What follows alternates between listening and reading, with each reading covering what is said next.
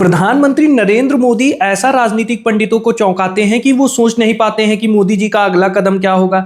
जहां पिछले कुछ दिनों से भाजपा के हैवीवेट्स नामों की चर्चा हो रही थी, चाहे वो धर्मेंद्र प्रधान हो, खट्टर हो, या शिवराज सिंह चौहान हो, या भूपेंद्र यादव हो, इन लोगों के राष्ट्रीय अध्यक्ष बनने की चर्चाएं जोर पर पकड़ रही थी। सबके अपने अपने सूत्र बता रहे थे कि ये अध्यक्ष बनने वाले हैं। लेकिन आज प्रधानमंत्री नरेंद्र मोदी और अमित शाह ने चौंकाते हुए एक ऐसे नाम की घोषणा कर दी जो किसी ने दूर दूर तक चर्चा में नहीं सोचा था, और किसी भी लिहाज से किसी ने नहीं सोचा होगा कि बिहार के मंत्री नितिन नवीन भाजपा के राष्ट्रीय कार्यकारी अध्यक्ष बन जाएंगे।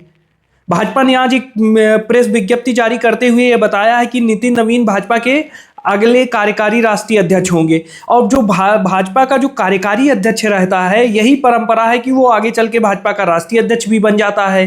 तो इसके बाद से लोगों ने नितिन नवीन के बारे में ढूंढना शुरू किया और सभी राजनीतिक पंडित हैरान हो गए कि कैसे जो नाम टॉप 10 या टॉप 20 में भी नहीं था, वो नाम अचानक से बाहर आ जाता है। कहा जाता है कि कई नामों पे चर्चा हुई लेकिन किसी नाम पर सहमति नहीं बनी। तो जैसा कि नरेंद्र मोदी हमेशा चौंकाने के लिए जाने जाते हैं, इस बार उन्होंने एक युवा 45 साल के युवा 45 साल का युवा का शब्द हम इसलिए प्रयोग कर रहे हैं क्योंकि राजनीति में अक्सर आप देखते होंगे कि जो राष्ट्रीय अध्यक्ष जैसे पद होते हैं उस पे एबव 60 75, अब तो आप ले लीजिए तो जो कांग्रेस के राष्ट्रीय अध्यक्ष हैं वो भी अच्छी खासी उम्र के हैं। मल्लिकार्जुन खड़गे भी काफ़ी एज के हो चुके हैं।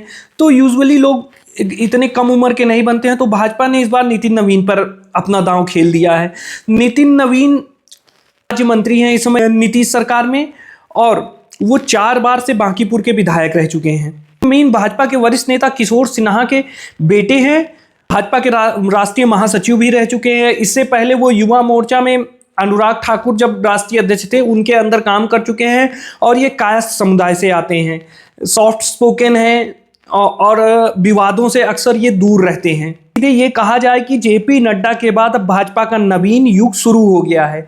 भाजपा ने अब एक युवा नेतृत्व की ओर रुख कर लिया है, जहां भाजपा में इस समय प्रधानमंत्री नरेंद्र मोदी लगभग 75 साल के हैं, अमित शाह लगभग 60 साल के ऊपर है। तो औसत उम्र देखी जाए तो ये 45 वर्ष होने के नाते अब इनकी जो टीम बनेगी वो एक युवा टीम होगी। और कहा जाता है कि आरएसएस का भी इन पे भरोसा है, आरएसएस की भी से है, और युवा होने के नाते पूरे देश में भ्रमण करने के मामले में इनके लिए अनुकूल रहेगा। और जो नई सबसे बड़ी बात होगी, जो भाजपा की नई टीम बनेगी उसमें नज़र रखने लायक बात होगी, क्योंकि अब भाजपा की जो राष्ट्रीय टीम बनेगी वो 2029 के चुनाव के हिसाब से बनेगी। जो भाजपा की राष्ट्रीय परिषद बनेगी वो भी 2029 के चुनाव के अनुसार होगी, और उसमें आप युवाओं की छाप देख सकते हैं जिसमें भाजपा अपना भविष्य तलाश रही है।